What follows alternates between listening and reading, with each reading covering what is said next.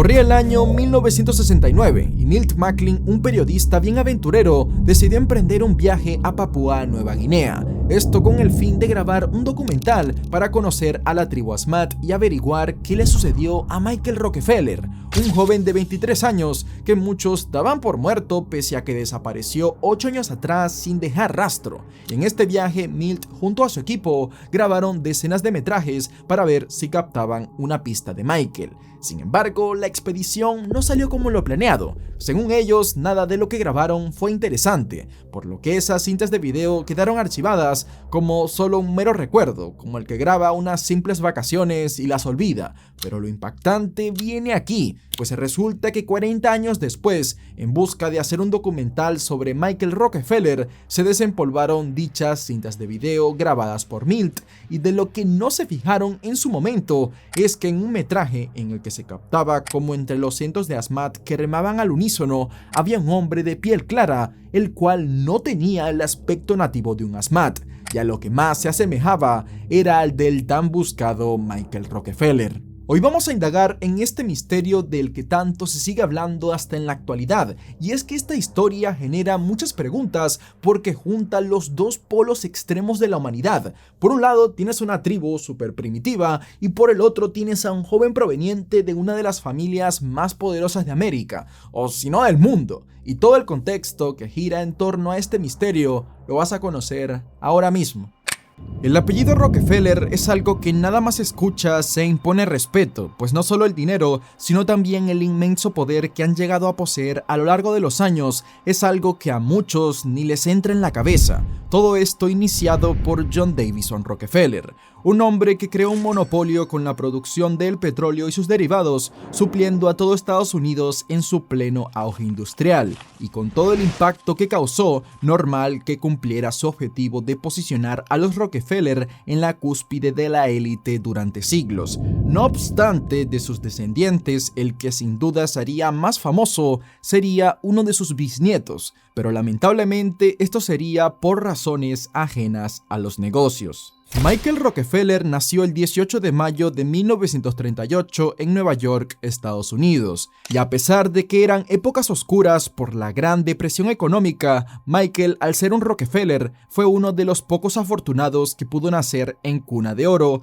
creciendo en una de las propiedades más lujosas que poseía la familia, que era su mansión Cucuit, que está ubicada en las afueras de la ciudad. Como era costumbre en su familia, Michael recibió una educación de primera, algo que el chico aprovechó destacando como uno de los mejores alumnos de su clase, y es que tampoco se esperaría menos de uno de los hijos de Nelson Rockefeller, quien no solo era el nieto del Rockefeller supremo, sino que fue uno de los descendientes que más destacó, ya que fue de los que mejor usó la herencia para hacer negocios, y esta enorme riqueza la dispondría para lanzar y promover su carrera política, en la que prácticamente era uno de los mayores líderes activos del Partido Republicano, convirtiéndose en el gobernador de Nueva York, y tiempo más adelante, en 2 ocasiones, sería nombrado vicepresidente de los Estados Unidos. Para Nelson era muy importante que sus hijos fueran criados bajo las mismas tradiciones con las que él había crecido, las cuales se basaban en la continuación de la carrera familiar en el mundo de los negocios, bancos, la filantropía y la política. Y como Michael desde muy pequeño se mostraba como alguien muy culto, sin lugar a duda para todos tenía el éxito asegurado. Pero pasa que él era diferente y no tenía esa ambición monetaria que tanto la habían querido contagiar, ya que sus intereses iban más por la naturaleza, el arte y la historia, teniendo una profunda atracción por las culturas antiguas y civilizaciones desconocidas. Es así como poco a poco su vida empezó a direccionarse hacia la antropología, la cual era su materia más querida en la escuela, al contrario que la política y la economía, materias en las que más su familia le empujaba a perseguir, ya que en teoría ese era su deber como un Rockefeller, pero su forma de ser y carácter no eran aptos para las finanzas, menos para ser un político. político. Su principal deseo era poder recorrer el mundo uniendo sus dos grandes pasiones, que eran la etnografía y la arqueología, haciendo que su fascinación más grande en la vida fuese el descubrir y estudiar tribus desconocidas. Sin embargo, Michael era consciente que tenía que cumplir un rol dentro de su familia, por lo que seguiría sus estudios en la Universidad de Harvard, llevando la carrera de arqueología y economía, graduándose con tan solo 21 años de edad, siendo uno de los alumnos que obtuvo mayor calificación en sus tesis doctorales, llegando a llevarse el honor de cum laude. Ahora, con su título en mano, Michael se iría de viaje algunos meses por Japón y Venezuela, países donde su familia tenía negocios y propiedades. Por este tiempo a Michael le tocaba trabajo de campo, pues no crean que por ser de una familia de dinero, el chico vivía en una burbuja. Pues sí, pero ellos trataban que no, obviamente es imposible dejarlo así a la deriva, pero los Rockefellers eran conscientes de que eso los hacía más débiles y siempre le hacían saber a los más jóvenes que todo lo que tenían era un privilegio. De hecho, una vez por un acto de rebeldía, Michael tuvo que trabajar como empleado de una estación de gasolina, y es que por su apariencia y lo que le sucedió más adelante, muchos ponen al chico como un nerd indefenso, pero no, Michael incluso se enlistó en el ejército por 6 meses y siempre estaba haciendo cosas, así que sus gafas redondas y la sonrisa que siempre mostraba en cada una de sus fotos no te confunda. Y más como están los tiempos de ahora, este joven seguramente tenía más testosterona que un chamaco de la actualidad. Tras vivir una vida en la que siempre le ordenaban qué tenía que hacer y que en ello debía ser excelente por ser un Rockefeller, Michael finalmente decidió que ya era hora de dedicarse a su pasión, la antropología. Y esto tampoco le molestó a su padre, quien lo entendió perfectamente, y también él compartía esta afición. De hecho, Nelson Rockefeller en 1957 fundó lo que sería el Museo de Arte Primitivo en Nueva York, el cual contaba con artefactos de civilizaciones antiguas de todo el mundo. Y el plan perfecto de Michael era el conocer las comunidades nativas más impactantes del mundo, de las cuales recolectaría piezas únicas para enriquecer aún más el museo de su padre. De esta manera, el joven fue documentando cada uno de sus viajes en fotografías, videos y notas para que cada vez más personas en América conocieran estas costumbres. Y en serio, veo esto y me da mucha pena, pues no paro de imaginar que si Michael existiera en este tiempo, sin duda le hubiese fascinado ser un youtuber que documenta sus viajes, pero la cosa no fue así. En 1960, debido a la red de contactos que tenía, Michael pudo conocer al subdirector del Museo Nacional Holandés de Etnología, quien por aquel entonces había empezado un proyecto en Asma, Nueva Guinea Occidental, y en ese año Michael sería reclutado para esta expedición como fotógrafo y técnico de sonido, trabajo que era un sueño para él, pues iría hasta las zonas más alejadas de las islas de Oceanía para estudiar en campo abierto a las tribus recolectoras y cazadoras que habitaban allí durante todo un verano. No obstante, esa parte de la región ya había sido visitada anteriormente por un grupo de misioneros holandeses en la década de los 50, y lo único que les quedó claro es que era un lugar bastante peligroso y hostil. Esto en parte era a causa de que en esos territorios muy alejados aún existían enfrentamientos violentos entre las tribus, y cada cierta temporada sucedían guerras tribales en la que los nativos tenían como principal objetivo la caza de cabezas enemigas, además de los rituales que celebraban en donde el comerse a otro estaba de por medio, y no me refiero en el sentido calenturiento de la palabra, sino literalmente. A pesar de que la violencia era algo del día a día por esta zona, a Michael todo esto le fascinaba, pues debido a lo mucho que había estudiado, era consciente de que esa misma mentalidad bárbara era la que tenían todos nuestros ancestros siglos atrás, y por eso no podía parar de pensar en visitarlos para conocer sus costumbres y sentirse parte de ellos. Especialmente le parecía increíble todo lo que envolvía el arte que tallaban en sus rituales espirituales,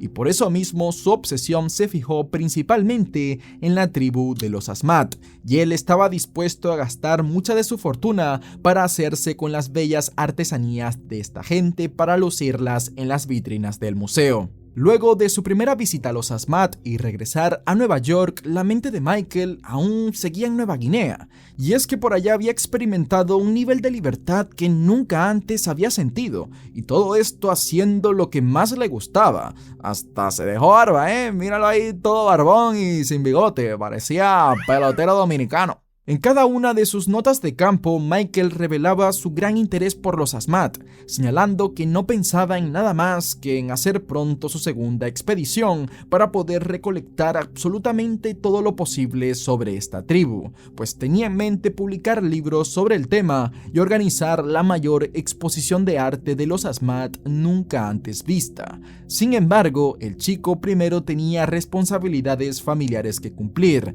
y es que mientras organizaba todo para su segundo viaje, se enteraría de una terrible noticia que estuvo sucediendo durante el tiempo que estuvo ausente, y es que sus padres estaban a punto de divorciarse, algo que sin dudas iba a afectar la imagen ejemplar que los Rockefeller manejaban como la familia conservadora modelo, sobre todo en las campañas políticas de su padre. Ante esta situación no había mucho que Michael pudiese hacer, solo pues estuvo ahí como a forma de apoyo, y una vez la separación de sus padres fue un hecho, esto lo motivó aún más en septiembre de 1961 a partir de nuevo hacia Nueva Guinea en una expedición en la que tenía planeado superar esos límites que no pudo sobrepasar la primera vez, y en esta ocasión a su viaje se le uniría el antropólogo holandés René Wissink, quien había sido asignado por el gobierno holandés, pues Michael no podía ir para allá así como así, ya que el territorio aún estaba atravesando inestabilidad política sobre su independencia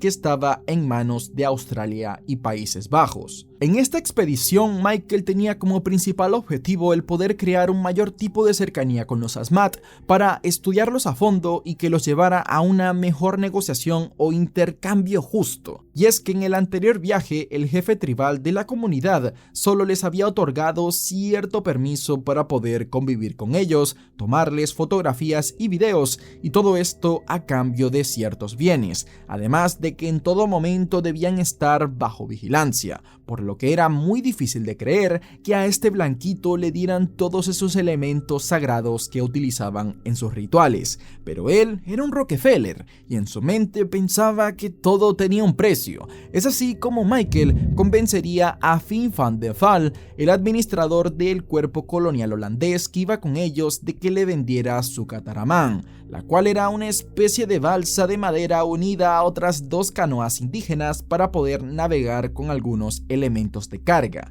Allí él llevaría consigo hachas de acero, anzuelos, sedal de pesca, tela y tabaco. Y es que algo triste es que este último se había vuelto de gran consumo entre los Asmat, al punto de hacerlos casi adictos. Y en la mente de Michael, él con todo esto lograría convencer a la tribu de que se lo intercambiaran por artefactos como tambores, tazones, cuernos de bambú, lanzas, remos y escudos. Y es que por este tiempo Michael estaba como el que se había ganado la lotería, ya que visitó unas 13 aldeas a las que les intercambió todo tipo de artesanías y artefactos, y no frenó hasta que lo visitó la mala suerte, o como dirían por ahí, los malos espíritus. Entre estas idas y vueltas entre aldeas llegó el 18 de noviembre de 1961. Este día Michael, junto con René Wissink y dos jóvenes Asmat que eran sus guías, saldrían de Agats en su bote motorizado e irían rumbo hacia la aldea Ats para reabastecerse, porque el camino era muy largo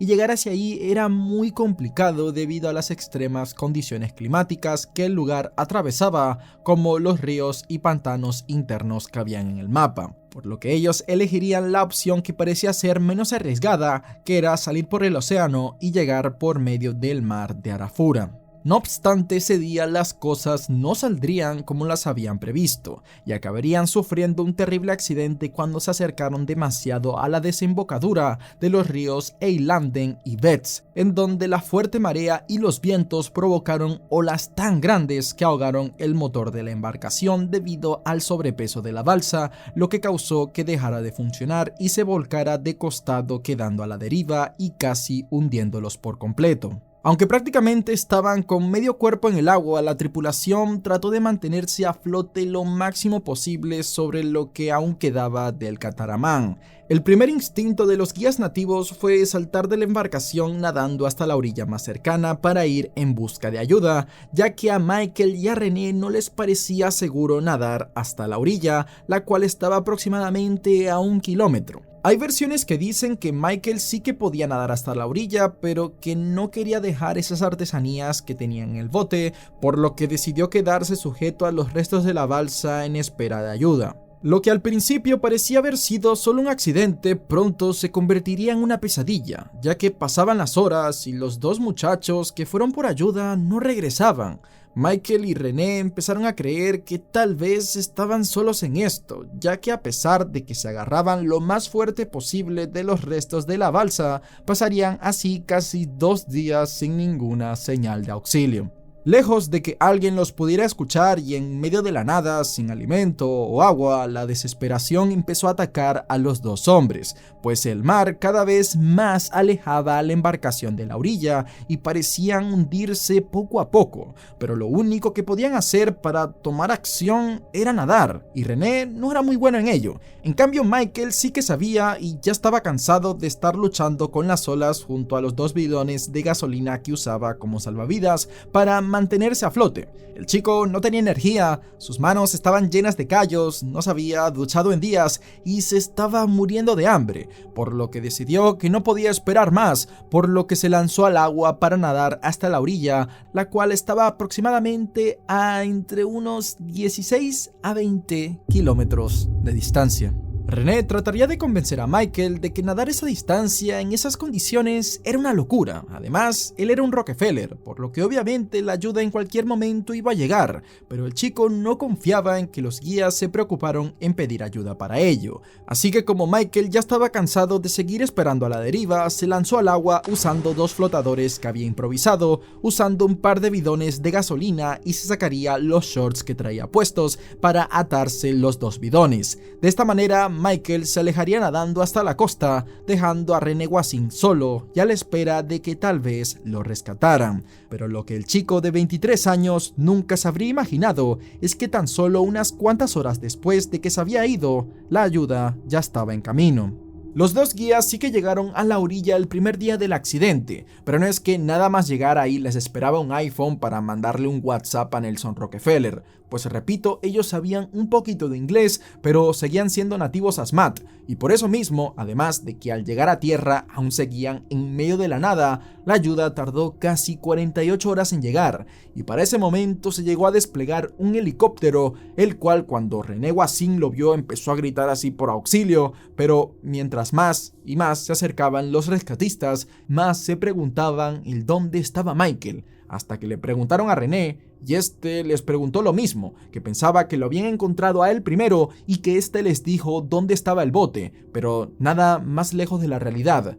Nadie tenía la más mínima idea de qué había sido de Michael Rockefeller. Al principio se creía que Michael llegó de manera milagrosa hasta la costa y que los estaba esperando, pero se llevarían la sorpresa de que nadie lo llegó a ver en la orilla, y tras varios días de búsqueda por todas las zonas Asmat en las que el chico podía estar con vida, su cuerpo y hasta cualquier pista como sus gafas no aparecían por ningún lado. Inmediatamente se daría la alerta de la desaparición, y esta noticia sería notificada a los Rockefeller, quienes iniciaron a los pocos días una de las expediciones de búsqueda internacional más grandes que se hayan hecho en la región, y mientras decenas de rescatistas se movían por tierra, agua y aire, Nelson Rockefeller llegaría a Merauke, que está a más de 200 kilómetros del sureste de Asmat, junto con su hija Mari, quien era la hermana gemela de Michael. Padre e hija se reunirían para repartirse las tareas en la búsqueda y rescate, aunque con el paso de los días, estas se sentían menos esperanzadoras. Aún así, Nelson en sus primeras declaraciones afirmó que confiaba en encontrar a su hijo sano y salvo. Sin embargo, esto al ser un territorio tan accidentado en donde la selva era prácticamente impenetrable, muchos de los rescatistas, sin importar los medios y cuánto pagasen los Rockefeller, no podían adentrarse en la zona, y conforme pasaban los días, la fuerza para volcarse en la búsqueda era menor, hasta que 4 días después de que encontraron a René, el ministro holandés del Interior declararía ante los medios la noticia de que a pesar de todos los esfuerzos puestos en el rescate de Michael Rockefeller, ya no existía ninguna esperanza de poder encontrarlo con vida, que no había más remedio y que el destino del joven explorador estaba sellado. Solo 2 semanas después, el gobierno holandés cancelaría todos los proyectos de búsqueda de Michael Rockefeller, catalogando que había fallecido por ahogamiento, y en lo único en lo que se basaron para decir esto tan rápido fue porque la última persona que lo vio con vida, René Voisin, declaró que el Rockefeller se lanzó al mar para llegar a la orilla tras decir: "Creo que puedo hacerlo". Dentro de esta teoría también existía la posibilidad de que Michael fue atacado por un tiburón o por un cocodrilo, y aunque la familia Rockefeller terminó aceptando esta versión públicamente, durante décadas se indagó sobre el qué pasó realmente, ya que dentro de esta teoría habían muchas cositas raras. Primero, nadie recuerda la última vez que un tiburón o un cocodrilo atacó a alguien por esa zona, pues hay suficientes peces pequeños y animales de ríos de los que se alimentan, y lo que le chirriaba a muchos es que el gobierno holandés cerró muy rápido la investigación, algo que levantó muchas sospechas. Algo que debemos recordar es que por ese tiempo Nueva Guinea estaba atravesando por muchos conflictos políticos. En teoría, los holandeses eran los que tenían la zona bajo control, pero en el hipotético caso de que un nativo hubiese asesinado a Michael Rockefeller, se le demostraría al mundo que ellos no tenían control sobre esas tierras y por ende quizás no merecían tener poder allí, echando para atrás todo el proceso de colonización que tenían en mente. Ante estas sospechas, las teorías sobre el fin del joven de 23 años cada vez eran más siniestras, y Vin van de Waal, el hombre que le había vendido la embarcación, en parte se sentía culpable por lo sucedido. Es por ello que en el año 1965 decidió investigar por cuenta propia qué fue lo que realmente sucedió. Para dar contexto de la situación, concretamente los Asmat son un grupo étnico indígena y dentro de ellos hay subtribus o clanes, donde algunos son más agresivos y herméticos y otros son más civilizados y amables. Y por este tiempo, Vin durante 3 meses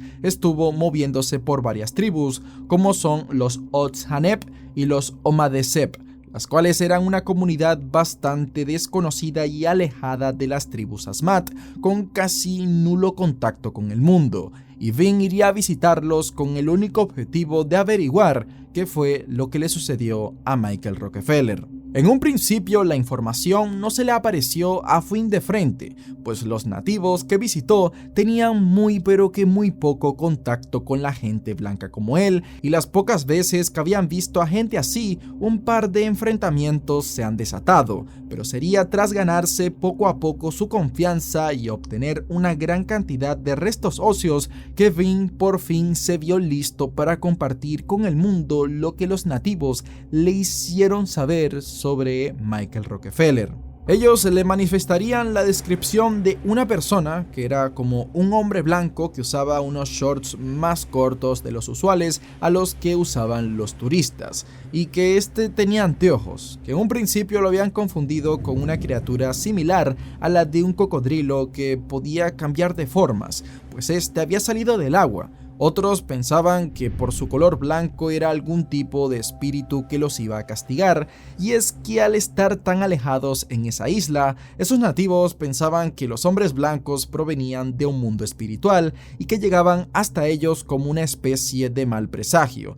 así que no encontraron otra mejor solución que matarlo y comérselo. El comerse a otro no era un acto macabro ante los ojos de los nativos, sino una práctica común entre los Asmat. Ellos solo no vieron a Michael como su igual y como la carne no se desperdicia, se lo comieron con papas. Pero bueno, las cosas no podían concluirse así del todo porque primero, incluso con tribus con más contacto con el mundo es muy difícil traducir cosas complejas. Y es que conceptos como el que se comieron a un hombre blanco son fáciles de traducir, pero el contexto lo es todo. Y según parte del gobierno holandés, es poco probable que se hayan comido a Michael porque 10 años antes del caso declararon como ilegal el consumo de carne humana para esta gente, por lo que puede que se hayan referido a comerse a otro blanquito en otro tiempo, como un misionero o alguien así. Pero también es difícil de creer que una ley impuesta por una gente que los quería colonizar echara para atrás años de tradición asmat en los que el canibalismo era aceptado. Otro punto que alimenta la teoría de que los Asmat se comieron a Michael viene por un tema de venganza, o como le dicen, equilibrio espiritual, pues resulta que en 1958 sucedió un enfrentamiento entre tribus locales y un grupo de holandeses armados que estaban haciendo un patrullaje de control por la zona. Estos se vieron sorprendidos por la enorme cantidad de guerreros nativos que se alertaron por su visita. Ambas partes estaban tensas y así mostrando sus armas, y como estos holandeses no tenían experiencia alguna sobre cómo tratar con tribus, a la primera que se vieron amenazados, estos no dudaron en disparar, asesinando a 3 Asmats. Estas muertes dejaron muy tensos a ese grupo nativo. Para ellos, el fallecimiento de cualquier guerrero adulto, ya sea por enfermedad o accidente, daba paso a un ciclo de violencia y a una venganza que no podía ser curada sin un rito de transición en el que se debían alimentar, literalmente, con las cabezas recolectadas de sus enemigos tras una batalla. Y como el jefe de ese grupo de holandeses era blanco, debían acabar con la vida de otro hombre blanco para mantener el equilibrio, por lo que se piensa que confundieron a Michael con un holandés, ya que para ellos todos eran iguales. Al igual que Vin, varios aventureros han ido a visitar a los Asmats para saber más del final de Michael Rockefeller, y la mayoría concluyó con que acabaron con la vida del joven para hacer un ritual con su cuerpo, y estos mismos rumores le llegaron a Mary Clark, la madre de Michael, quien ya divorciada habría pagado $250,000 en esa época para que un investigador privado le entregara pruebas irrefutables de este supuesto asesinato de su hijo en manos de los nativos. Este investigador le habría presentado a la familia Rockefeller 3 cráneos humanos en los que estaba convencido de que uno de ellos le pertenecía a Michael,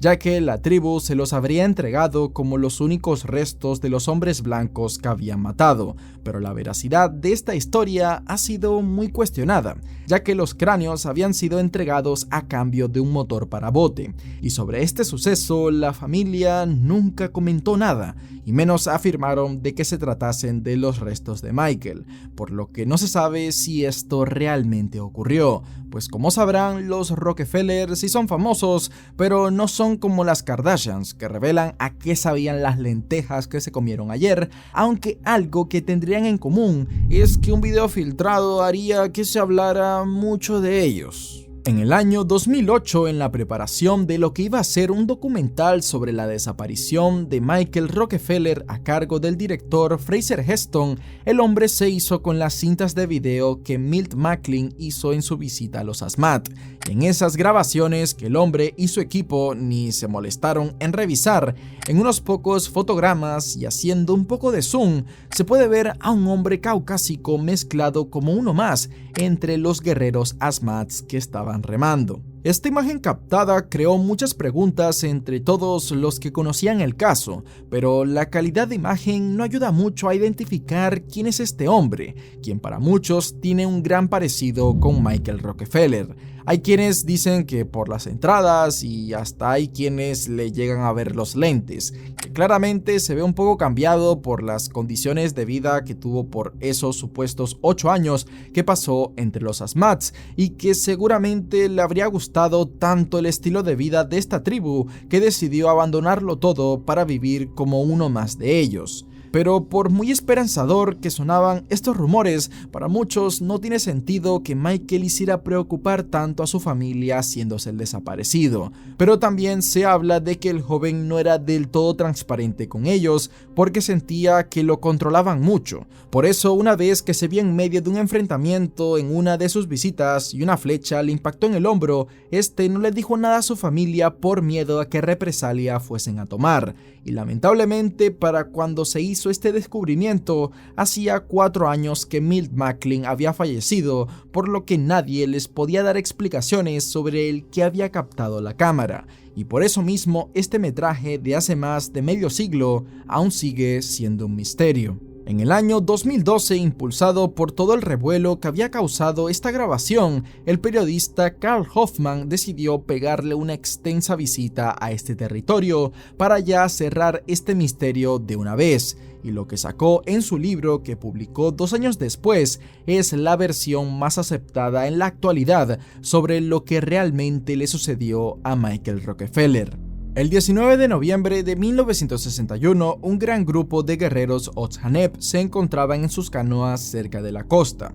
Estos estaban simplemente viendo el mar pasando el rato. En eso, Ajin, uno de sus guerreros, ve cómo a lo lejos una figura blanca se acerca cada vez más hacia ellos, hasta que finalmente lo tuvieron cerca, y cuando por fin estaban listos para atacar con sus lanzas, se dieron cuenta de que esa figura era ese joven blanco todo alegre que antes los había visitado, pues era el famoso Michael Rockefeller. El chico estaba tan cansado que ni llegó a tierra, simplemente se puso al borde de una canoa y 2 nativos lo subieron a esta. Tengan en cuenta que estas canoas eran como las del video del supuesto avistamiento, y acá sucedería algo extraño, pues Michael de a primeras notó que el comportamiento de los Otsahanep no era para nada amigable como lo llegaron a ser otros nativos, ya que estos, ignorando que el corazón casi se le salía de lo cansado que estaba por nadar durante horas, empezaron a hacer unos cánticos que nunca antes había escuchado mientras desplazaban las canoas hacia la orilla. A la vez que todo esto sucedía, muchos de los nativos le sonreían a Michael, pero era más una sonrisa tenebrosa que una amistosa, y así una vez los nativos pararon de remar. En eso, uno de ellos se queda mirando fijamente a Michael con una lanza en su mano a la vez que le sonreía, y cuando por fin lo tuvo cerca, le clavó la lanza 2 veces en el torso, y en el segundo exacto en el que empezó el ataque, varios miembros de la tribu sacaron sus cuernos, haciendo que sonaran en toda la jungla. El ritual había empezado. Viendo que su destino estaba sellado, Michael decidió correr hacia la jungla, pero se cayó en el barro. Igualmente no iba a llegar muy lejos. Es así como que mientras los cuernos sonaban constantemente, los guerreros tomaron al joven de los brazos y lo llevaron hasta una zona más descampada de la jungla, y ahí, con un hacha de una vez por todas, hicieron con el joven lo que los Asmat durante siglos hacían con las cabezas de sus enemigos.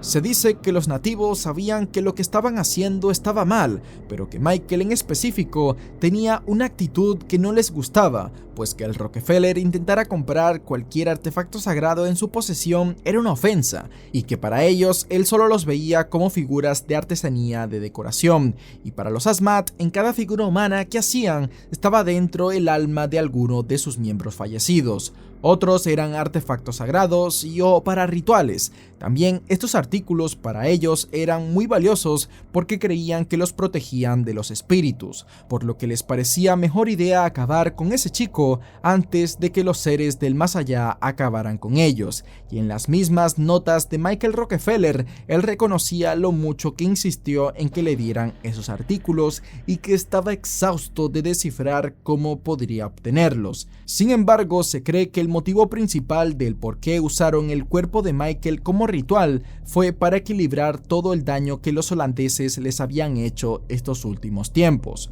Y otra cosa que Carl Hoffman expone son pruebas de grabaciones, notas, testimonios y llamadas telefónicas de altos funcionarios holandeses en las que parecían encubrir el caso, a pesar que desde 1962 esta región dejó de estar bajo su control. Aviso que esto último que les acabo de contar no lo pongo como la verdad absoluta de lo que sucedió, pero a pesar de lo peliculero que me suena, tuve que contarlo porque es la versión que más está sonando en los últimos tiempos. Y es que al final, como no se han encontrado restos oficiales, tú mismo o tú misma tienes la última palabra sobre qué creer que le sucedió a Michael Rockefeller. Espero que te haya gustado el video, y si es así te recomiendo el misterio de D.B. Cooper, otra incógnita que durante décadas ha creado muchas teorías, pero esta vez todo sucedió en el aire.